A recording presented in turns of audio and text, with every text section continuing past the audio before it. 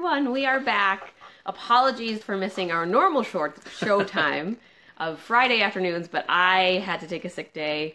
I've been battling with the cold from hell, so Tom kicked me to the couch on Friday. So we missed our normal Friday afternoon live show, but we figured, hey, I'm feeling better. We might as well reschedule it to today. So happy Monday. Happy Monday. Yeah, basically we entered into what we call sick season in our household. So basically from about Thanksgiving through about end of January, beginning of February, somebody is always sick in our household. Yep. And this is what happens when you have two kids. And one goes to school and one goes to daycare, and they're just bringing home germs everywhere. This is also what happens if you're a teacher or anybody that works around kids. You all know that the partner, whoever works with the kids, comes home with the sicknesses and just passes them along. Well, and even just the holidays get-togethers, like you're seeing all people that have been to different jobs and different, schools, and, the germs just get passed. So, unfortunately, the last couple of years, we've always found that this time of year is especially challenging, not just because of the holidays, but also because of the germs and the sickness that comes with it.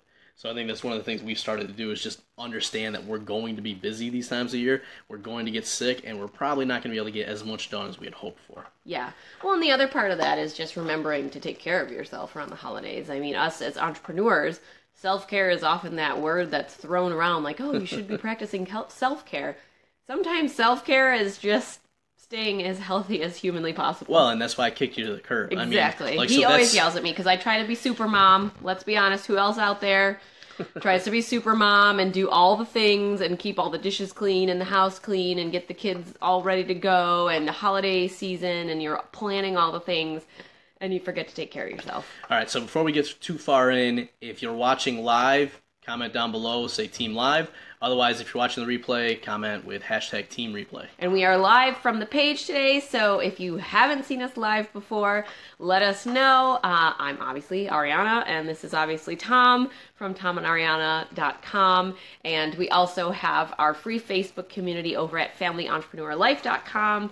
So this is where we're coming at you from, but we're going to start going live more often from the page so that we can kind of get out there and share our message with some of you that may not have heard what we talk about all the time. Yeah, and if you haven't seen the show before, essentially pretty simple format. We're going to each reflect on one item or lesson learned from either this past week or just in general in business, help you guys kind of see a little bit of what goes on in our world and what we're seeing.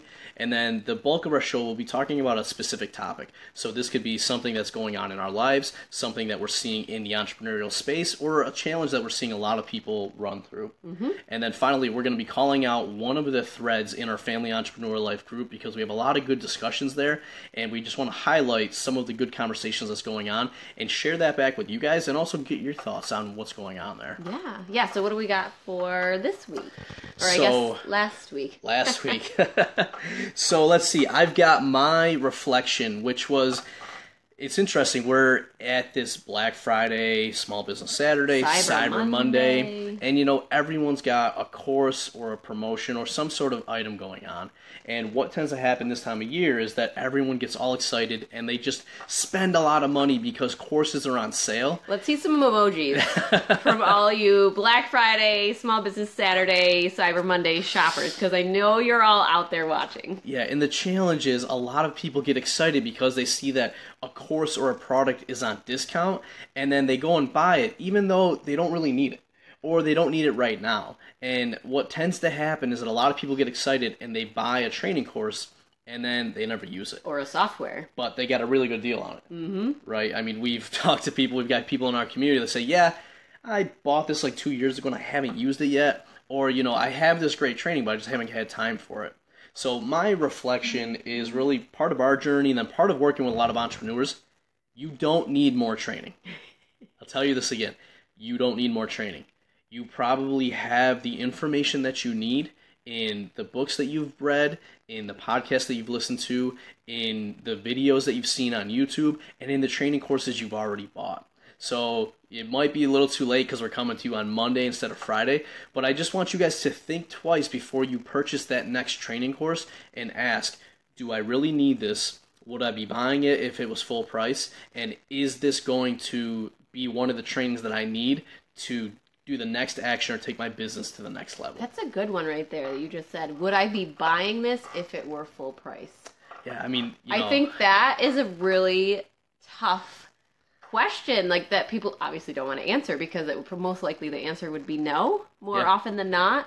And that, honestly, that's the question I ask myself when I'm shopping for anything usually. I'm not a huge shopper, so when I do like clothes shopping and stuff like that, I very rarely come home with a lot of stuff because I ask myself that question all the time. Do I really need this? Am I actually going to wear it? Do I want to justify spending the amount that it is? And if it wasn't on sale, would I even be considering buying it? So that's a great question to flip and ask about business-related resources. Yep. I mean, I find a lot of people, and no names being named, but a lot of people are like, yeah, I got a great deal on this. And it's like, okay, well, if it wasn't something you were going to buy and something you're going to use anyways, I don't care if you got it for 90% off. If it's going to sit on the shelf, it was money wasted. Yep. Right? All right, so what's your lesson learned or reflection? My lesson learned is going back to how we started off this live today. And, man, not that we're heavy on the hustle in our business and in our messaging. We're not huge fans of the hustle. But on the flip side, it's really tough to justify sometimes taking a day off as entrepreneurs, especially if you're in that weird mode of I am not quite making the amount that I need to make in my business. Maybe you still have a job and it's a side hustle. It's really hard, that mind game you play with yourself of, do I really need a day off? Maybe I can just rest a little bit and then I got to get this work done. I have to get this work done. And for me, last week was really looking at, okay, I can't physically do the work that I need to do, and I can't do it to the level that I have for myself, the expectations that I have. So what's the point in trying to sit there for hours and do like one task and maybe not even do it that well, as opposed to just taking a day off and like shelving the guilt for taking the day off because I needed a day. Like my body was physically telling me I needed a day off. I was already sick, and then I was starting to feel better, so I got excited, like going into Thanksgiving Day, like, oh, this is great, I feel better, we're going to be spending time with family, we had an awesome day, but honestly, I think I overdid it a little bit. Oh, yeah. And that was my body the next day saying, nope, nope, I'm not going to work for you today, so you're sidelined to the couch. And, I talked to Tom in the morning and said, hey, is there anything that you need me to specifically get done today? Is there anything that you need my brain for? And I'll tell you when my brain's feeling functional and we can chat real quick. Otherwise, I think I should probably take a day on the couch. And so we did. He came and talked to me for a little while. He was like, I'm just going to push the show. We're not going to do the show today, so don't worry about that. I don't need you for anything else. Just go rest. And I did, and I felt so much better over the weekend. Like, I've progressively felt better each day. You might not be able to hear me. I'm still a little bit congested, but I feel much, much better than I did last week. So I'm still taking it easy, but take a dang day off when your body tells you to. So here's the thing I want you to ask yourself whenever you're feeling guilty about taking a day off. What's the worst that's going to happen if I don't do X today? Right? If you take a look at your task list, I was like, well, what about the show? We were going to start going live every Friday. Well, guess what? We didn't go live Friday. We went live Monday. At the end of the day, is that going to make a difference, right? And there might be some critical activities that you got to do in your business that you might have to do. I did those. But the majority of the time, you're not going to have those activities, right? So take a day when you need it. And then the big thing that we always tell people to do is learn from those things that needed to be done when you weren't available to do it. Right? Like we always tell people, when you go on vacation, you shouldn't be doing any work stuff. But if something comes up, use that as a lesson learned to say, I need to put a better process in place, or I need to have somebody else available to be able to take care of this, because you don't want to be the single person, the only one that can do it, and then be in a situation where you're sick or not available, and then things don't get done. Yeah. Yeah. That was my reflection for the week. All right. Take a day off. So with that, jump into the next topic, and the main focus of what we want to share with you guys today is how to close out the year strong, right? And so part of that is closing out and reflecting on 2017, but then also planning and looking forward to 2018 and making sure that you've got a solid plan so that you can hit the ground running next year.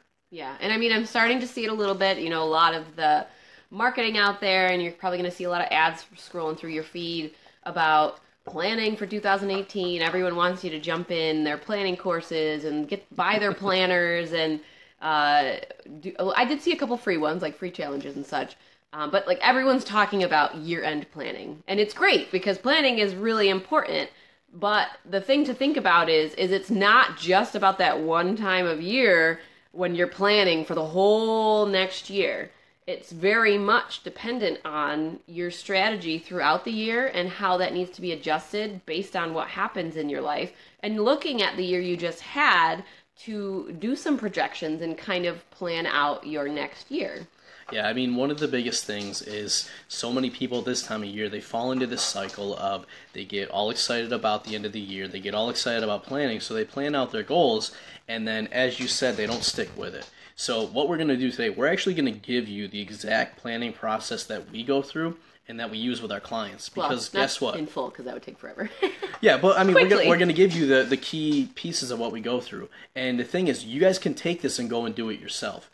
So you shouldn't necessarily be paying for courses on, how to do the planning process. I mean, if that's what you need, go ahead. But what you should be really focusing on is what is going to allow you to actually run with that plan and then make adjustments and really hold yourself accountable into next year. Mm-hmm. Because what most people struggle with isn't putting the plan together, it's actually sticking with the plan. Yes. Huge. So, starting this out, one of the first things we like to do is to actually, before we look forward, look back at the prior year. Which is kind of, that's how we start our lives as well. Absolutely. So it's very fitting. We always start with some reflection on what has already happened. Yeah, and so couple questions you guys can ask yourself when you do this is looking back on the previous year. What things went well? What wins did we have? What got us excited? What goals did we achieve? And this can be, it's a lot to think about, like an entire year, but this can be really big things that went well, or it could even be some small wins that just gave you that momentum and made you feel good about where you were in your business and also in your life. Yeah. So include the life stuff too. Absolutely. And then, and this is important, you want to reflect on the things that didn't go well, the losses you had, the challenges that you faced. And this will do a couple things for you. One, it's going to allow you to think about them and get them out of your head. Two, it's going to allow you to acknowledge them and to ultimately let them go. And then three, it's going to allow you to learn from them so that you can put some strategies in place for next year so that you either don't run into these issues or they're not as big of an issue when next year comes around. Right, and so what so many people don't do is they don't think about this and they don't actually put it out there, and then they go into next year and they still have this kind of in the back of their mind, right? It's like, well, I really didn't achieve that thing last year, or oh, I really faced this challenge, but because they don't give themselves the space to talk about it, reflect on it, and then let it go, it ends up carrying them with them into next year, and it can be hard to get a good start. Yeah, and I think it's important to look at where you are now because of all the things that you've gone through. So a lot of people look at, oh, I had this goal last year to do this and I didn't reach it, so that means I'm a failure, or that maybe I set the goal too high. Instead of looking at not reaching it 100%, maybe looking back at how far did you get? Can you put a number on that? Maybe you made it 70 or 80% to that goal that you had set. So that now you're looking at it as, okay, well, I almost hit my goal. Now what's the new goal I'm going to set? So not only do I hit last year's goal, but I take it further and go beyond what I had set last year. Yeah, absolutely. And then so coming out of that, once you have those things laid out, and I don't think we mentioned this, but if you can do this with your spouse, highly recommend you do it with your spouse. If you got a team in your business, highly recommend you do it with your team. Because trying to do this alone, one, you're not going to be as successful because it's only you and you don't have somebody to reflect on this with. But then two, we're big proponents of doing this for your personal life and for your business so that you make sure going forward you've got those two key aspects that are supporting each other. Yeah. So, and then I think what's the biggest piece? Learning from what you actually went through. So what were those losses? What were those things that you looked at as a fail? Yep. What can you learn from those? What lessons can you take away? What can you improve upon those things? Yeah, so let's say that you ended up spending a lot of time this year in your business and it was kind of taking away from your family life. This is a good time to be able to reflect on that and say, okay, well, why was the business taking so much of my time? You know, did I not have the right processes in place? Was I not working on the right stuff? Did I set my goals too high and I was constantly chasing them and I was missing out on life? So this gives you time to actually reflect on those things and make sure that you're digging into why that happens. So for example, if you decide that, you know, now it's time that you need to hire somebody in your business, doing this reflection will then lead into planning for next year, where you can then say, one of my goals is to be able to spend more time with my family, and I'm going to do that by hiring someone to take care of X, Y, and Z in my business. Mm-hmm. Yeah. Yeah? Yeah. Okay. Right. So that's reflecting on the previous year, and once you do that, I want you to basically forget about all that stuff that you just wrote down, except for the lessons learned and what you're going to pull into this year to do differently. Yeah. And then we're going to start looking ahead. You're not thinking about it. Yeah, but you want to kind of let it go. Yes. Right? You don't want to dwell on it, and you don't want to still have it on your mind. And if it's on your mind, I encourage you to explore it more. You know, find an accountability partner. If you have a coach, work with the coach and really dive into, you know, what happened, why it happened, and then let it go. Let it go. And then you're going to look forward to the next year. So if you guys have been through our Plan with Purpose course, we walk you through essentially the process that we do to build the roadmap out.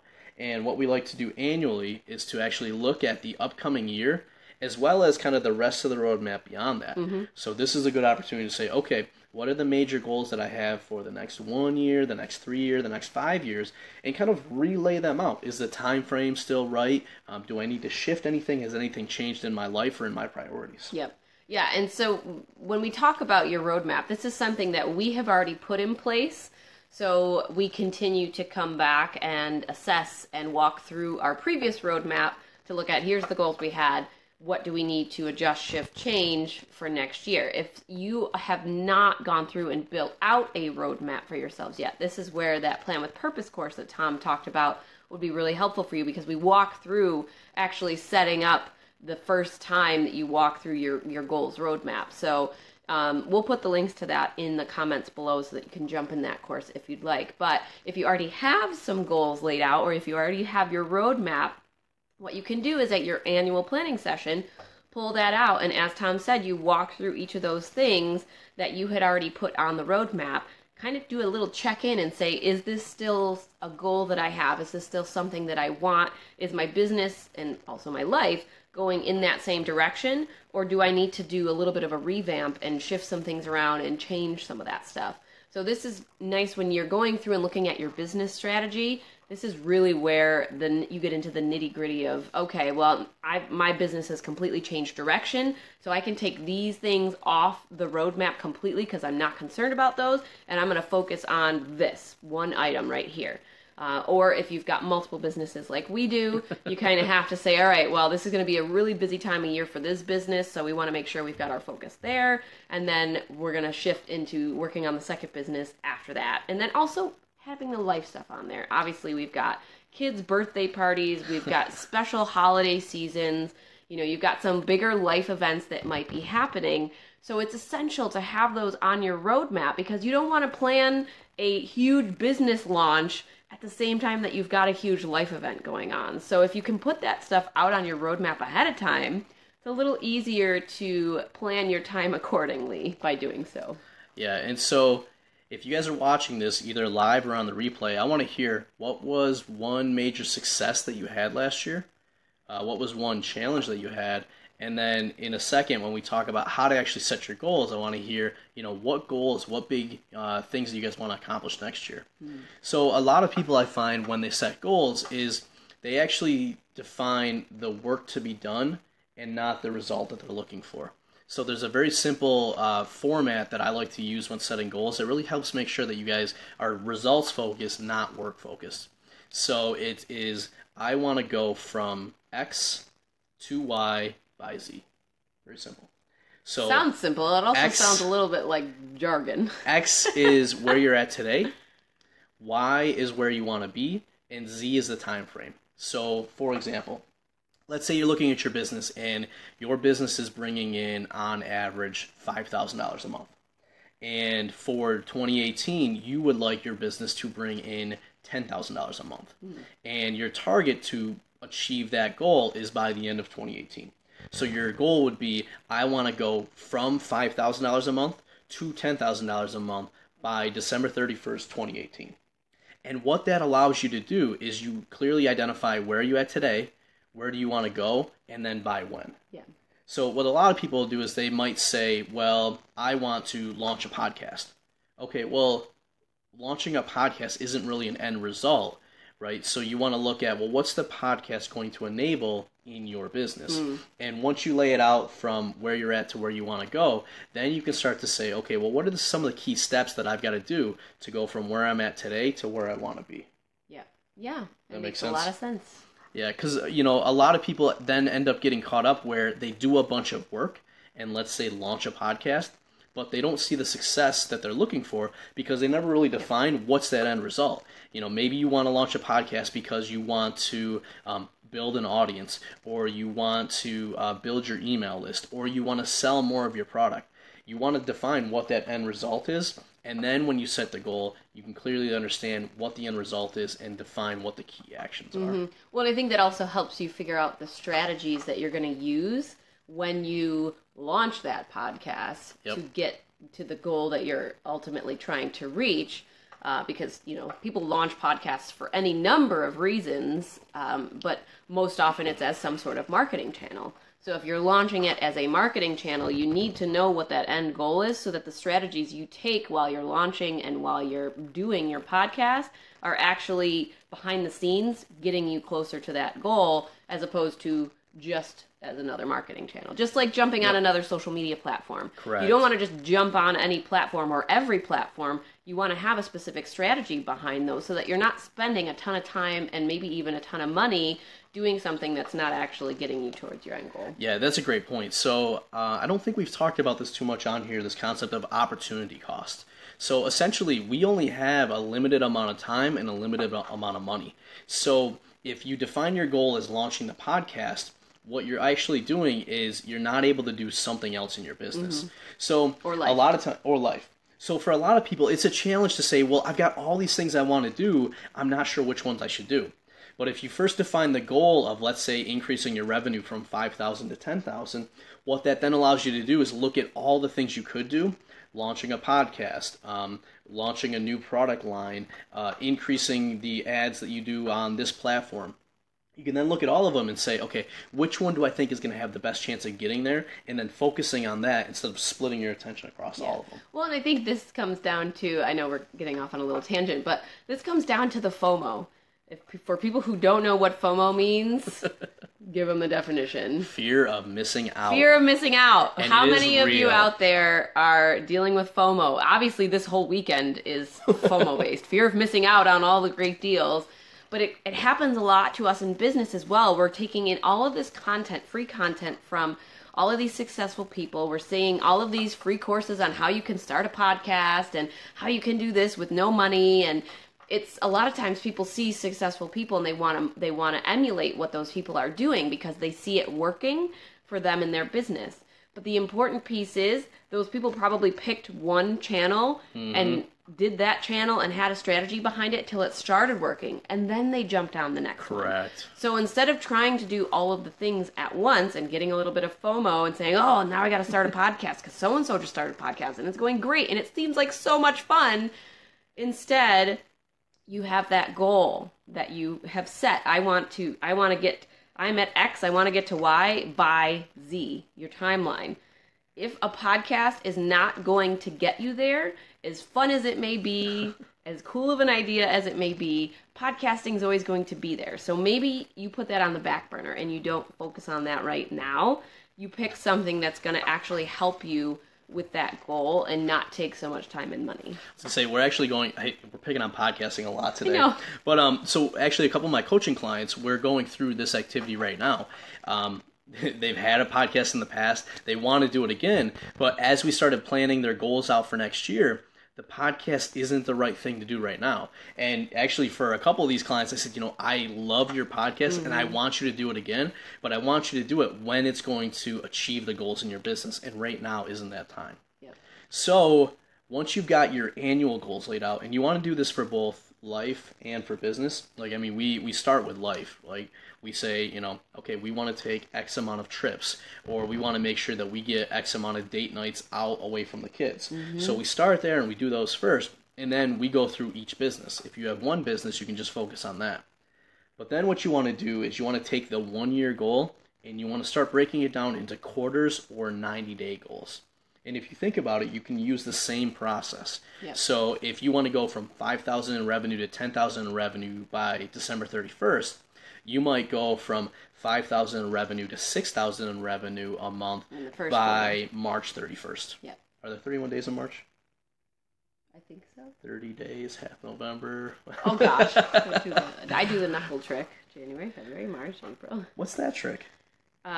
Anything that has above is 30. Anything that isn't is not. I don't remember. Huh.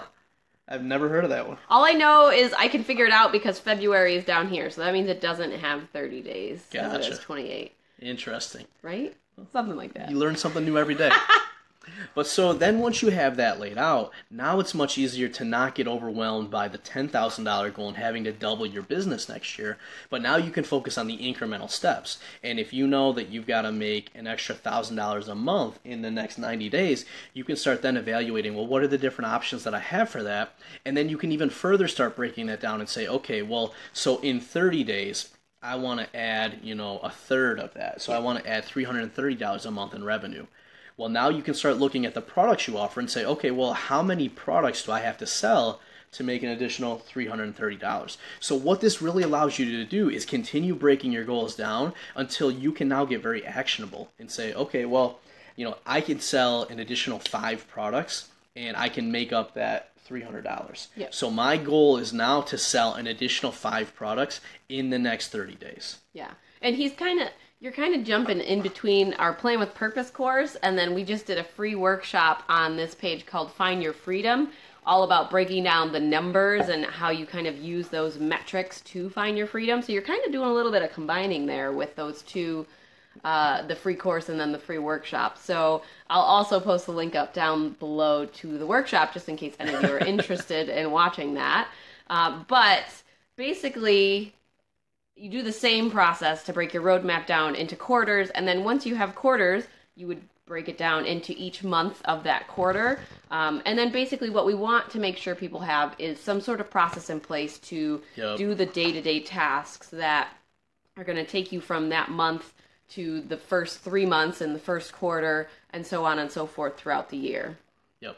Well, and so that is probably the most important thing out of this. Yeah, which is all included in Plan with Purpose as well. We kind of do a high-level overview of how to break down those quarterly goals into the monthly and then weekly goals that you should be working on, daily tasks. So, I mean, with that, obviously, we've talked about these free courses. You guys can go out and get them. We'll put the links down below. But what we ultimately want you guys to do is to develop a habit and put the process in place to actually follow through with this. So if you've gone through those courses, we talk about having a daily plan. Mm-hmm. So every day, spend a couple of minutes in the morning and just set out, what did you get done yesterday? What do you need to get done today? And then what's getting in your way? And then also having a weekly plan. Like, this is really the key to this whole thing. So every single week, you want to be reflecting on what you got done the prior week, seeing are you on track with your goals, and then making adjustments and making your plan for the next week. Yeah. And I guarantee you that if you put this basic process in place, you're going to have so much more awareness as to how you're progressing on your goals. And then instead of getting, 90 days in or a full year in and realizing that you missed them, you're going to know along the way and you're going to be able to make those adjustments.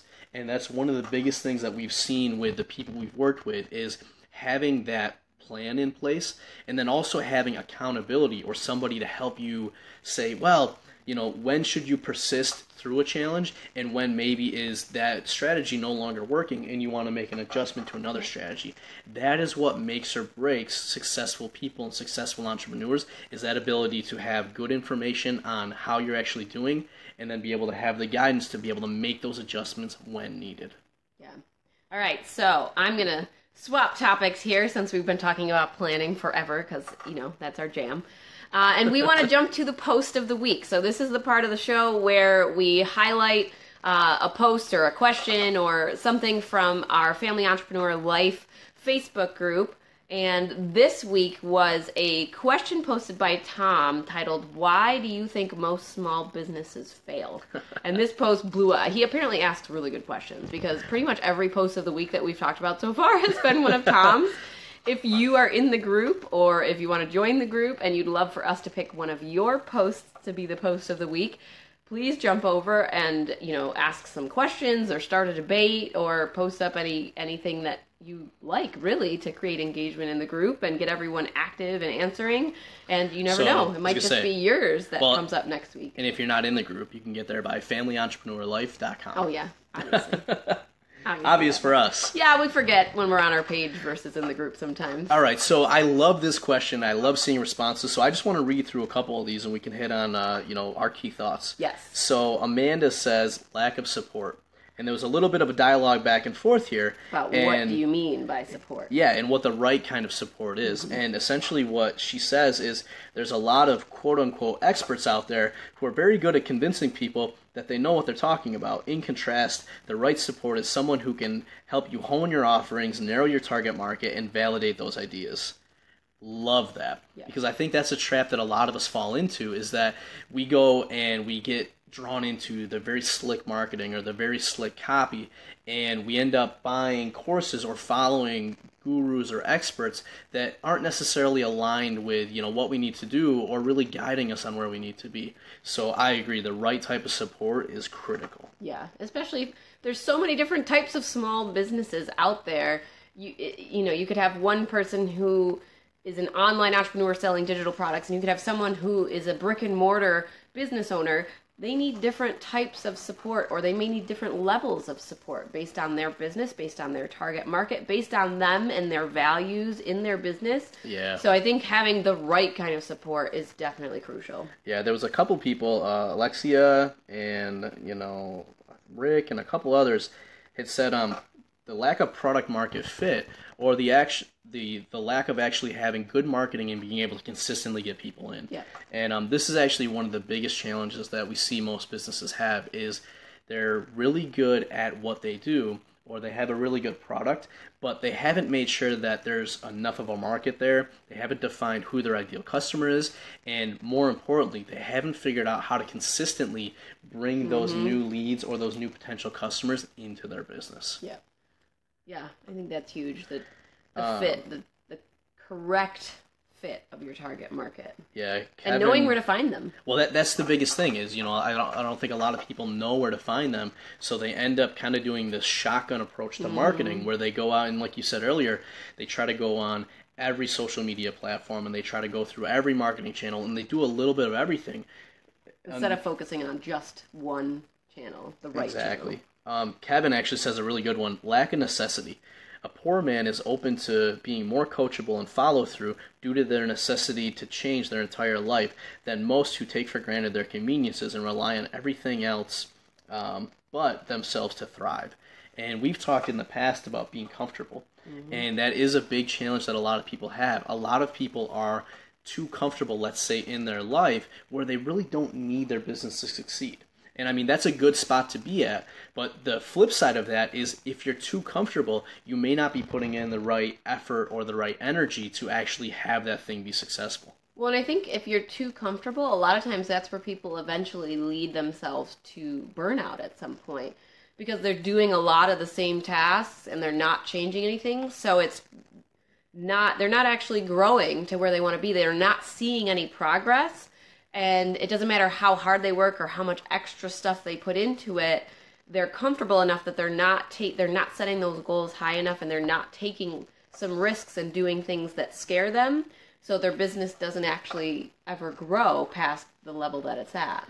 Yeah, and there's so many good. We'll post a link up to this because there's so many good responses on here. But I just want to call out one more. Jade says, not enough tracking of financial, marketing, sales, and conversion indicators, so the obvious issues and the early warning signs are not coming up.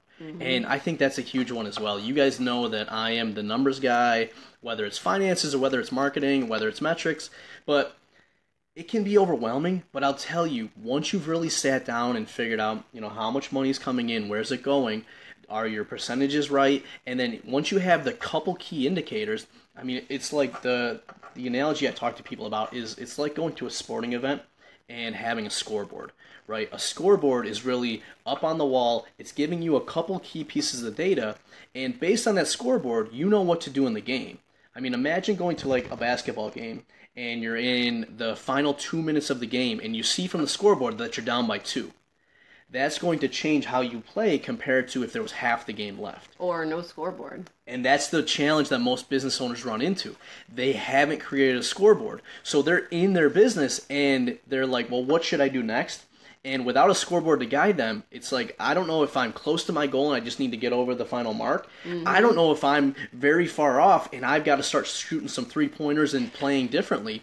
But most business owners don't know where they're at, and they don't have that simple scoreboard. Mm-hmm. I mean, I remember one of our coaching clients last year, he was intimidated by the financial numbers, and we showed him some of the simple ways to be able to look at the numbers. He started doing that, and I mean, he grew his business to over $1 million in revenue. Yeah. And he did that because he saw where the gaps were and where he wanted to be, and then started doing his weekly plan to help close some of those gaps. Well, and I think here's the problem. A lot of us are good at one thing or a couple things. Numbers may not be that thing. And that's okay. I'm not a numbers person, and No. Tom has had to drag me every step of the way Kicking to even... and screaming. Kicking and screaming. To the point I am now where I'm comfortable talking about the numbers, but I definitely don't want to go too in-depth. Like, I leave that part to him, and I'm like, just tell me the important things. If you are not a numbers person, finding somebody who is, maybe somebody that you can have on your team, maybe having a bookkeeper or an accountant who also will run those important reports for you and give you the numbers. Maybe having some piece of software that will track certain metrics for you so that you can just get the important numbers out of there is crucial to being able to set those goals and track those goals and grow your business. Because if you don't know where you're at, how do you even know to get where you want to go? Yep, that's key. All right, so enough nerding out on Enough numbers. nerding out. But obviously, that was a very good post. We'll leave a comment below. And just closing out for this week, want to let you guys know that today is the final day that Lifestyle Builders is open. Yay! So we've had a whole bunch of people join last week, welcome new people in, got some awesome momentum going in the community. So if you guys are looking for more guidance, if you guys actually want some help planning out your end of the year and then planning out your next year, if you're looking for more direct, access to us through Q&As, through coaching calls, Lifestyle Builders is the place that you want to be. Yes, and today, as we said, is the last day that the doors will be open. They'll be closing tonight at 11 p.m. The reason for that being is that we really want to focus the next month of December on getting the new members that we've had join wildly successful, getting them to set their goals and starting to achieve some of those smaller milestones and, working out just what's going to be best for our members and what things, do we need to shift, what things do we need to add, adjust, this and that. And then next year in 2018, we will be reopening Lifestyle Builders, but we aren't sure of the exact dates yet. So if this sounds like something that you want to jump in on it now. Otherwise, you'll be able to join a wait list and we'll notify you when the doors open back up in 2018. Yep, so we'll leave a link below for that. Got a lot of links today. I know, lots of links. It's kind of like me with books usually. Yeah, you do like books. Book for this, book for that. As you can see. We even got rid of a lot of books. I was going to say, yeah, the top used to all be books. All right, so that is the show this week. All right, happy Monday, and you'll get us twice this week because we're coming back to you on Friday. Assuming we're all healthy. Assuming we're all healthy. If you've got topics you want us to talk about, if you've got a post of the week from the community that you loved, let us know, and we'll add those in for next show. Have a great week, guys. Bye.